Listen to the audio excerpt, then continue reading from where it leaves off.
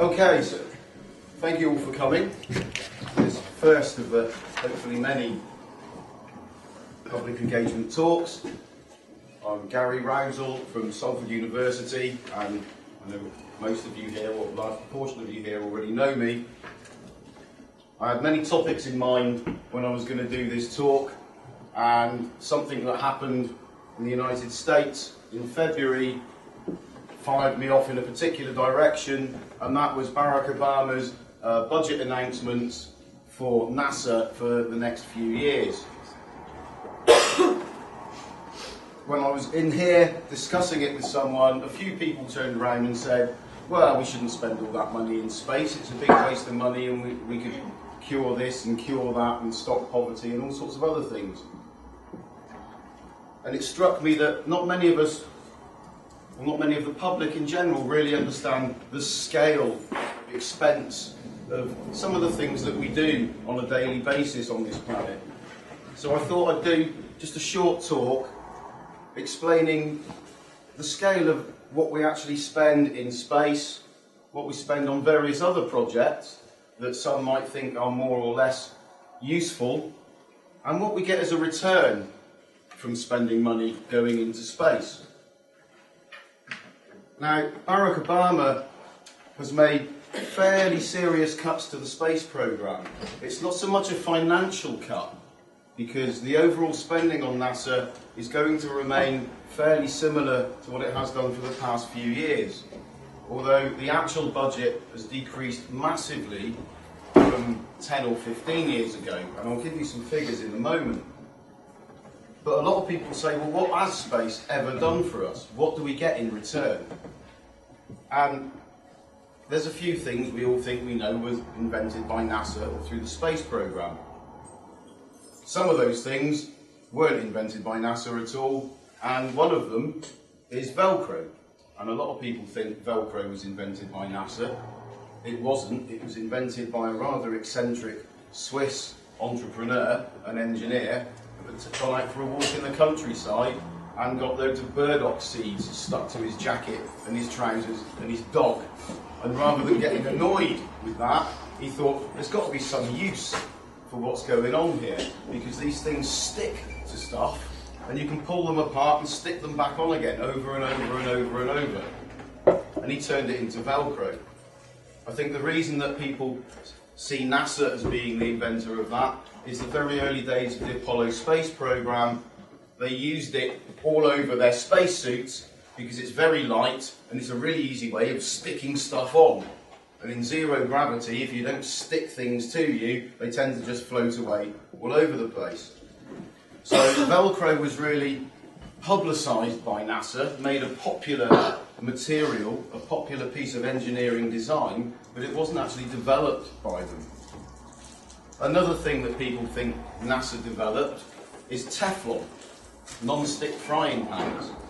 And actually people were using non-stick frying pans before Yuri Gagarin even orbited the Earth.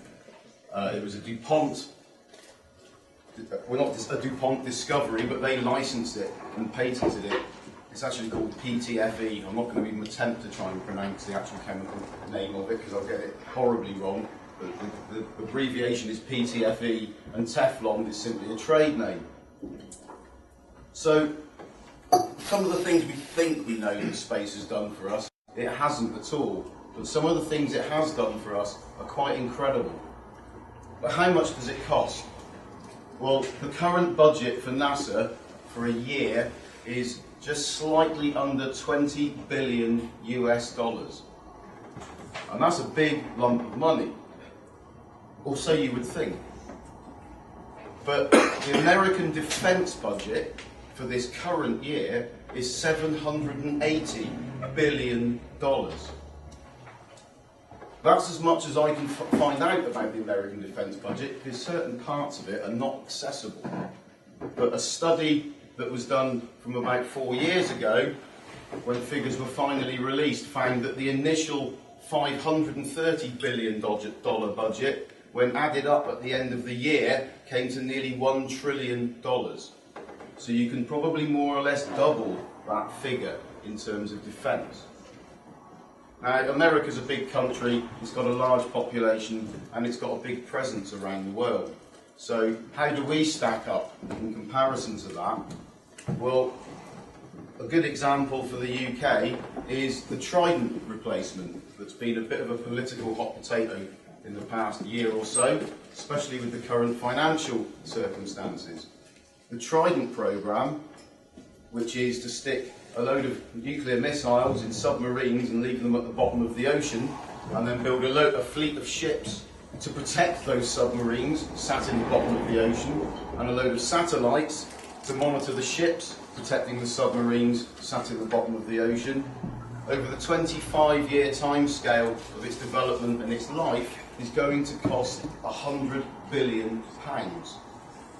That's 5 times, a bit less than 5 times the NASA budget for 1 year. What else do we get? Well,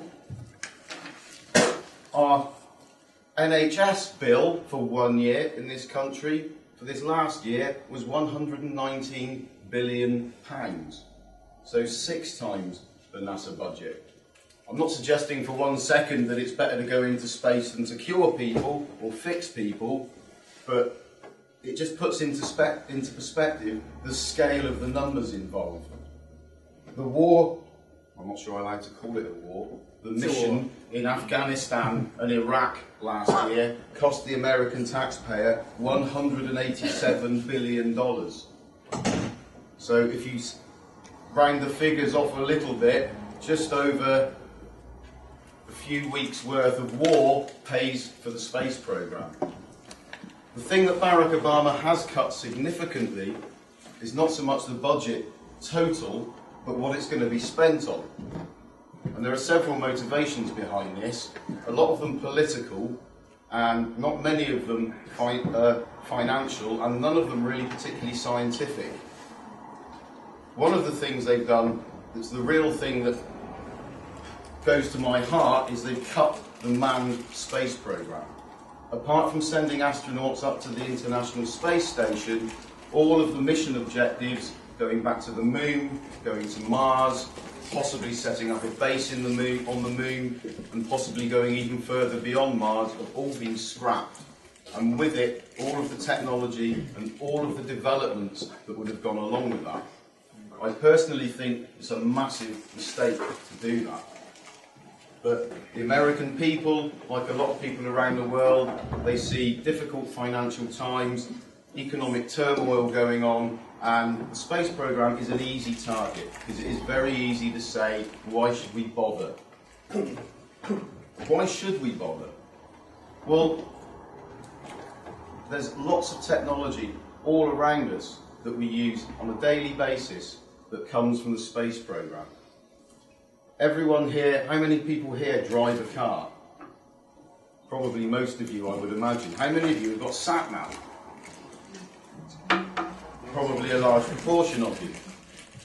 Alright, sat-nav is maybe not a life-important thing. We could just learn to read maps again and road signs. But sat-nav is very useful. What you might not be aware of is that all of shipping uses sat-nav to automatically pilot the ships around the oceans. And that's a very important tool. It means that we can get goods from halfway around the world much, much cheaper than we used to do, because we don't need all these highly qualified people to run the boats anymore. You just need a captain to take over when it all goes horribly wrong, and they program the computer and press go. Aircraft also do that. How many of you have flown in your life? Again, probably quite a large proportion. Something you might not be aware of is that long-haul flights, every pilot, at least once a month, has to do a flight